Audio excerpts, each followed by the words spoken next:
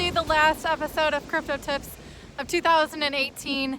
I haven't decided if I will do one on the New Year's. I probably will on New Year's Eve. So today I was going to do a post about the news of the week, kind of wrapping it up, what's been happening.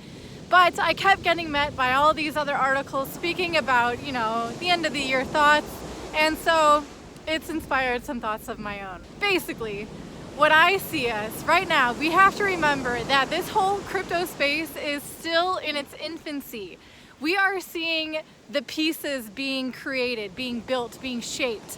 We have no idea how those different pieces will interact with each other, how they will piece together that will ultimately create this whole cryptocurrency ecosystem. I really believe that interoperability and things like atomic swaps, cross-chain transactions, these things are really good indicators of what will be needed if the masses come into this space, because as we all know, the masses love to have very seamless experiences of things. They don't want to have to be able to trade one coin for another, to use a platform that maybe allows you to spend multiple coins. That any project that is open to these kinds of collaborations will see a lot of success because they will be able to provide that kind of seamless transition from cryptocurrencies into the real world that the masses are ultimately looking for. As we wrap up this year of this cold winter that has lasted a very, very long time, this bear market, we have to look back at 2017 and the mania that we saw there. That is what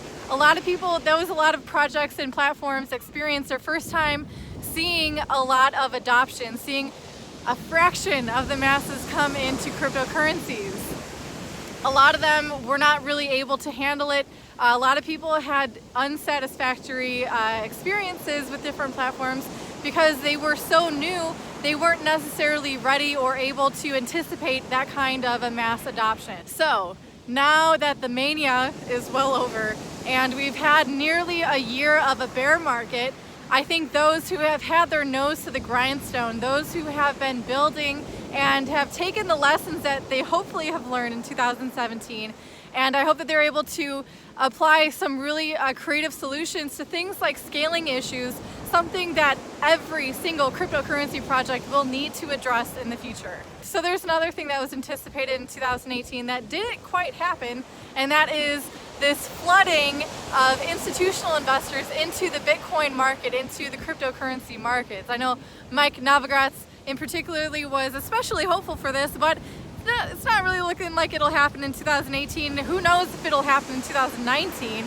There's definitely, if price has anything to do with it for the institutional investors, I'm sure they are scarred a little bit from this year.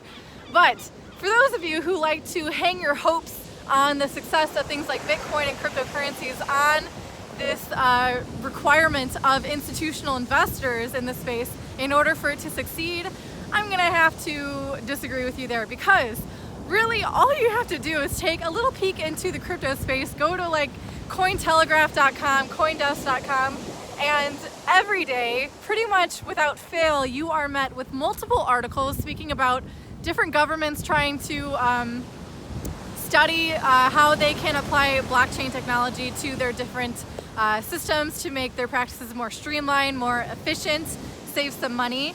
Also, you have things like football, or if you're an American like me, soccer. That sport, the introduction of cryptocurrencies into the sporting world, I think, is an excellent idea. And the fact that there's the foot coin, and the world of soccer is definitely getting introduced to cryptocurrencies, and a lot of promoters or marketers want to use coins as a way to provide a benefit for the very loyal viewers of things like soccer. Also, very recently, Litecoin is sponsoring a championship event of the UFC, so definitely getting a whole lot of marketing, a whole lot of exposure for things like Litecoin, which will hopefully allow people to take a better look at the space.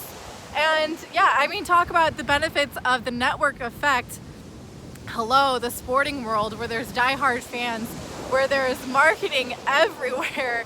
It seems like cryptocurrencies could definitely do a lot with that market as well. Furthermore, for those people who think that the success of cryptocurrencies only will happen, or will only see mass adoption or like some kind of a approval because institutional investors have come in. There's also evidence of how this is not a fad, is that colleges, more and more colleges are offering courses in blockchain technology and cryptography in regards to cryptocurrencies, computer systems.